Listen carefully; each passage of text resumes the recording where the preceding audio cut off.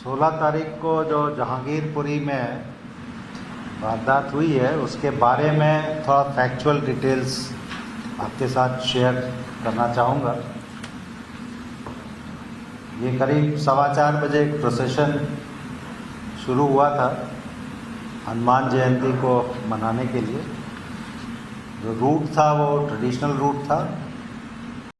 करीब 6:15 बजे प्रोसेशन का जो पिछला हिस्सा है, आगे का हिस्सा निकल गया था, जो पिछला हिस्सा है वहाँ पे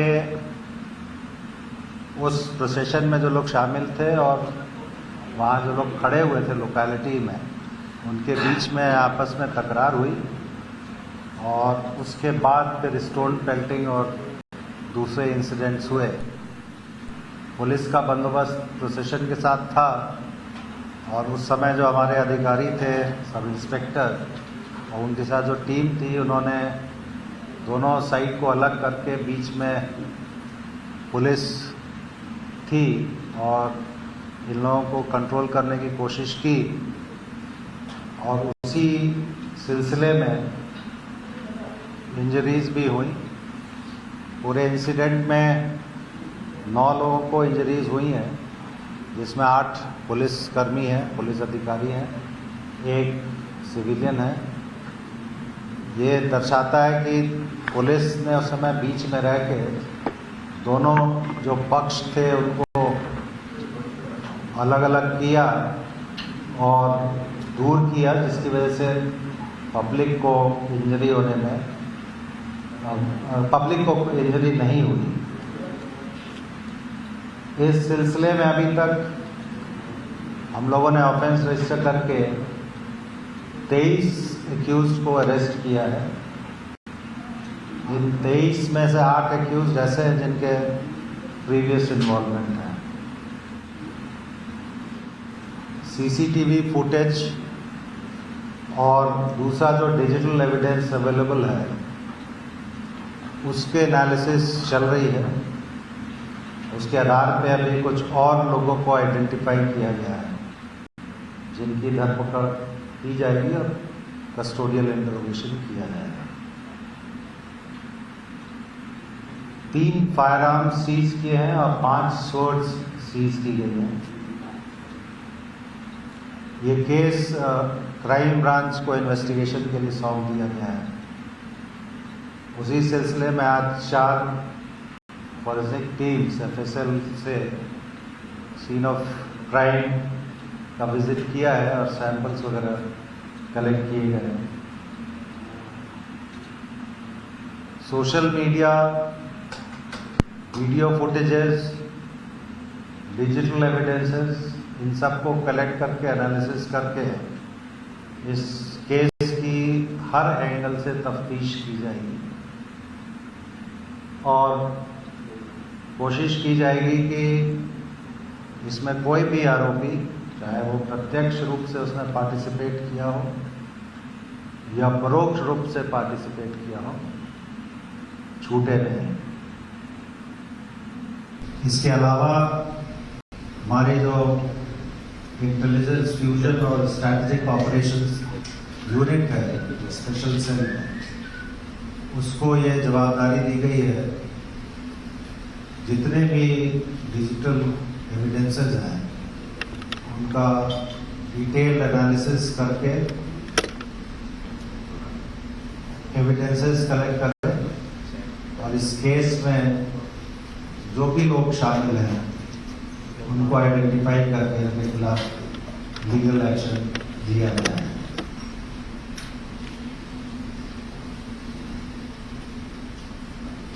इसमें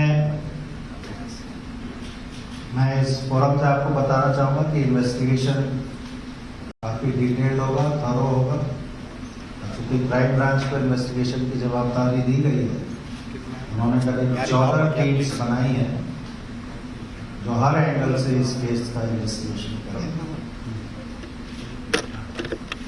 टीम्स कल से ही कार्यरत हैं और जैसे जैसे रिजल्ट्स आएंगे हम प्रेस को ब्रीफ करेंगे। मैं एक चीज़ और कहना चाहूँगा सोशल मीडिया के माध्यम से कुछ लोग प्रयास कर रहे हैं कि वातावरण सुधरे नहीं।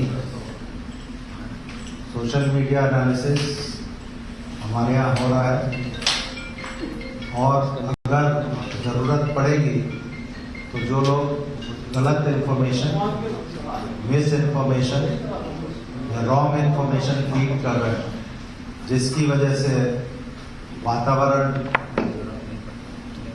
सुधरता नहीं है या बिगड़ता है, उनके खिलाफ भी उचित कानूनी कार्रवाई की जाएगी। मेरी जनता से अपील है कि अफवाहों के ऊपर ध्यान नहीं दें। अगर कोई फैक्ट्स वेरीफाई करना है, कंट्रोल रूम को आप संपर्क कर सकते हैं या हमारे सीनियर अधिकारी को संपर्क कर सकते हैं, जिनको ये सूचना है कि आपको सही जानकारी उपलब्ध कराएं।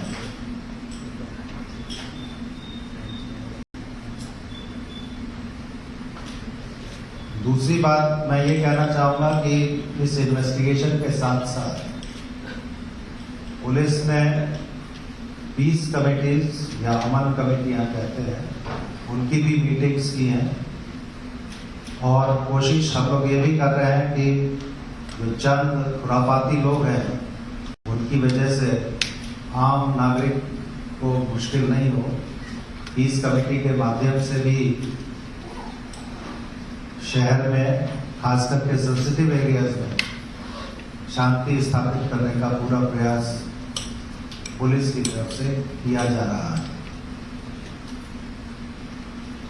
पहले भी पीस कमेटी की मीटिंग्स हुई है, ये इंसिडेंट हुआ उसके पहले भी और अभी भी होती रहेंगी, क्योंकि हमें ये मालूम है कि इस तरह के इंसिडेंट्स में जो शरारती तत्व हैं वही भाग ज़्यादा लेते हैं। आम पब्लिक जो है उसका कोई इंटरेस्ट ऐसे इंसिडेंट्स में नहीं होता है। तो हर एक कम्युनिटी के लीडर्स को संगठित करके डिफरेंट एरियाज में ये पीस कमेटी की मीटिंग्स भी हम लोग कर रहे हैं, ताकि जल्दी से जल्दी नॉर्मलाइज हो सिचुएशन। CAPF के एडिशनल फोर्सेस मान के हमने डिप्लॉय किए हैं।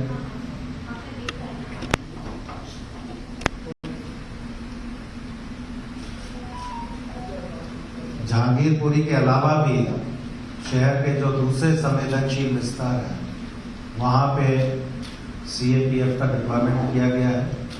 दिल्ली पुलिस का भी एडिशनल डिप्लॉयमेंट किया गया है और जो अधिकारी हैं, सीनियर अधिकारी, उनको ये निर्देश है कि जब तक स्थिति सामान्य नहीं हो जाती है वो फील्ड में रहें और कोई भी इंसिडेंट होता है तो उसको इमीडिएटली और अप्रोप्रिएटली उसको हैंडल करें।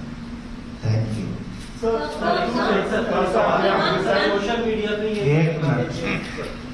एक मिनट, अगर आपको सवाल पूछना है एक एक करके पूछे, मैं हर एक साथ बोलेंगे तो मेरी समझ में आप आपस में ही तय कर लें कौन सवाल पूछेगा। सोशल मीडिया पे काफी सवाल उठ रहे हैं कि दिल्ली पुलिस एक तरफा कार्रवाई कर रही है, सिर्फ जो मुस्लिम समुदाय के लोग हैं उन्हीं को अरेस्ट कर रही है, जबकि हिंसा में दोनों पक्ष की इन्वॉल्वमेंट सामने आ रही है।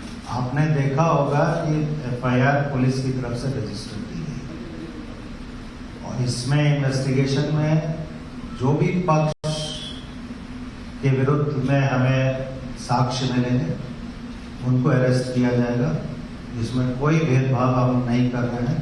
अभी भी जो 23 व्यक्ति अरेस्ट किए गए हैं उसमें दोनों पक्ष के लोग शामिल हैं। सर सवाल ये है कि सर कुछ ये भी आरोप लग रहे हैं कि या कहा जा रहा है कि इसकी प्लानिंग काफी पहले से की गई थी। क्या जांच में ऐसी बातें सामने आ रही है कि पहले से इसकी प्लानिंग की गई थी? मैंने आपको बताया कि केस का इन्वेस्टिगेशन काफी थरोली किया जाएगा। जो भी प्रत्यक्ष या परोक्ष रूप से इसमें शामिल है उनके विरुद्ध कार्रवाई की जाएगी। सर इसमें जो आयोजक हैं उनके खिलाफ कोई कार्रवाई की बात हो रही है क्या? कि ऐसी बातें आ रही है कि कुछ लोग मस्जिद में जिन्होंने पूछने की कोशिश की उसके बाद ये पूरा मामला निकला। अभी ये इन्वेस्टिगेशन का विषय है। मैं बहुत क्लियरली आपको बोल रहा हूँ, इन्वेस्टिगेशन में जिसके खिलाफ एविडेंस मिलेगा उसके खिलाफ कार्रवाई की जाएगी, irrespective of class, creed, community, religion. Sir, one point. What is the designated route for the yatra to go? Because what people were saying that the yatra took 2-3 rounds and that certainly to go. The second point, there have been pictures on social media which is showing their faces on the private route with one of the political parties. What has been this? Prime accused? एक Ansar, who is said to be the prime accused who instigated the crowd, his pictures are viral which shows his association with one political party. So, have the investigation suggested so far, and was it a designated route? And why these people were allowed to go on the route twice? The designated route, which is the traditional route to say, was E block, Jahangirpuri, A1 Motors Mangal Bazar Road, Mahindra Park via BJRM Hospital Road, K block, BC Market, Kaushal Chowk, G block, Mangal Bazar Road, Mahindra Park. Prior to this procession, 2 processions who had been given the permission had completed the procession peacefully. Just a second, let me complete. The second question was about the allegiance of a particular accused with a particular political party. We go by the evidence. We will take appropriate and effective legal action against anyone who is found involved in the incident. And our investigation is subject to the scrutiny of the court. So there is no discussion. Sir, do you see any pattern among the forensic? Was there any anticipation of this kind of action? Because intelligence branch, that your intelligence branch had also given some verbal communication about this kind of. Listen, this Ramnavami, the processions took place. Hanuman Jayanti processions are being taken now. In different parts of the country, everybody knows. Some part it is peaceful, some part there were some problems. So definitely we were also careful and we were prepared to handle the situation. And as you have seen, the situation was brought under control within an hour's time, and we have taken effective action against the culprits. Sir forensic की team इतनी देर से क्यों पहुंची? एक सवाल उठा है 2 दिन बाद पहुंची तो है ना, उसकी बात करो। सर एक सवाल ये है कि फॉरेंसिक एग्जामिनेशन करने के लिए टीम एक जामा मस्जिद में पहुंची और ऐसा भी कहा जा रहा था फर्स्ट डे से जामा मस्जिद में झंडा लगाने को लेकर ये विवाद शुरू हुआ था। तो क्या ऐसा ये बात में तथ्य नहीं है, झंडे की बात नहीं है। झगड़ा छोटी सी बात पे अल्टरकेशन शुरू हुआ था, वो फिर इसने ये स्वरूप ले लिया। जो लोग ये कह रहे हैं कि झंडा लगाने की कोशिश की थी, तो ऐसी बात में तथ्य नहीं है। एक minute, let me completely answer है। सेकेंड पॉइंट आपका जो FSL की टीम को लेकर था, FSL की टीम वहाँ पे सीन ऑफ क्राइम जितना भी है, सारे सीन ऑफ क्राइम को एग्जामिन करेगी, because firing has taken place, private firing has taken place. Sir, जो पुलिस कर्मी थे, हम लोग के इंटरव्यू करें जो घायल थे, उन्होंने कहा कि लोगों घरों से बहुत ज्यादा पत्थर चल रहे थे और शराब की बोतलें। सर, आपको लग रहा है मतलब कि जो इंटेलिजेंस यूनिट है आपकी कि सारी पहले से था, क्योंकि 2 शोभा यात्रा निकली थी, उनको कोई टेस्ट नहीं किया गया, इसी में सर ये क्योंकि ये चीज़ें इन्वेस्टिगेशन का विषय है। आपने हमारे सब इंस्पेक्टर से बात की थी, मैंने भी बात की है। जो इन्वेस्टिगेशन में तथ्य आएंगे उसके बाद ही हम आपको बताएंगे। आगे सूचना है सर, कल पुलिस स्टेशन पे आकर बोला कि जो अंसार है वो आम आदमी पार्टी का मदद करेंगे, तो इस पे सर कुछ इस पे मैं कोई कमेंट नहीं करूंगा। हमारे लिए जो ऑफेंडर होता है वो ऑफेंडर होता है। हम एविडेंस पे जाते हैं, एसोसिएशन करने जाते हैं। सर जो वीडियो सामने आए हैं दोनों पक्षों की तरफ से पथराव में, उसमें बहुत सारे जुवेनाइल जो है वो पत्थरबाजी करते हुए नजर आए हैं। इसको लेके NCPCR ने भी संज्ञान लिया है। आपने भी 1 या 2 जुवेनाइल्स को पकड़े हैं, तो इस एंगल को लेके आप किस तरह से कंट्रोल करेंगे सर कि जो जुवेनाइल्स की भूमिका है? अभी तो देखिए, जो वीडियो में जो लोग दिखाई दे रहे हैं उनसे पूछताछ होगी, और बच्चे कैसे आए नहीं आए ये इन्वेस्टिगेशन में पता करेंगे। पर जो फैक्ट है वीडियो में उस चीज़ को इग्नोर नहीं किया जा सकता। जो क्या कोई पैटर्न देख रहे हैं जो रामनवमी के मौके पे देश के दूसरे हिस्सों में हिंसा हुई, वैसा कोई पैटर्न जहांगीरपुरी में पहला सवाल, और दूसरा दूसरा PFI के एंगल पर भी क्या दिल्ली पुलिस जांच करेगी? मैंने आपको पहले ही बताया कि इन्वेस्टिगेशन पूरी तरह से होगा, होलसम इन्वेस्टिगेशन होगा। प्रीवियस जिस दिन हुआ है उस दिन, अब उसके बाद सब्सिक्वेंट जो कंडक्ट होता है सारी चीज़ों को ध्यान में रख के इन्वेस्टिगेशन होगा। और अल्टीमेटली जो चीज़ें कोर्ट में जाती हैं उसके लिए हमें एविडेंस कलेक्ट करना होता है, एविडेंस बेस्ड इन्वेस्टिगेशन होगा, but investigation will be thorough and full. Sir ये जो इलाका है जहाँ पर ये इनको पूछने दीजिए, बहुत देर से सर पहली चीज ये कि जो ट्रिगर हुआ, ये झड़प जो दोनों पक्षों के बीच में हुई, एग्जैक्टली ट्रिगर करने वाला पहला सेक्ट कौन सा था? क्या ये आइडेंटिफाई? ये इन्वेस्टिगेशन में निकलेगा मैडम। दूसरी चीज ये कि जो वेपन्स आपके पास बरामद हुए, खासकर के पिस्तौल, मुस्लिम समुदायों की तरफ से तो बरामद हुए, इस तरह के करके सामने आए, क्या किसी हिंदू के पास से भी वेपन पिस्तौल जो है वो बरामद हुई? अभी नहीं हुई है, लेकिन जो वीडियो दिखाई दिए गए हैं उसमें लोगों को आइडेंटिफाई किया गया है और उसमें हम लोग आगे कार्रवाई जो कानूनी है करेंगे। सर कुशल चौक का नाम 2030 के दंगों में लिया आया था, वहां पर प्रोटेस्ट सीए और NRC के विरोध में लोगों ने वहां किया था, और ये स्पेशल सेल की चार्जशीट के अंदर भी है कि वहां से 6 से 7 बसें डेली जाती थी जो कि शाहीनबाग और सीलमपुर की तरफ जाती थी और वहां पे प्रोटेस्ट में लोग हिस्सा लेते थे। तो क्या आप इस तरीके से जोड़ते देखते हैं, इस तरह से भी इन्वेस्टिगेशन चल रही है कि 2020 के दंगों में भी यहाँ पर काफी बांग्लादेशी लोग थे, जाते थे, उनको बकायदा कई एक्यूज ने उनको उनसे बात भी की थी?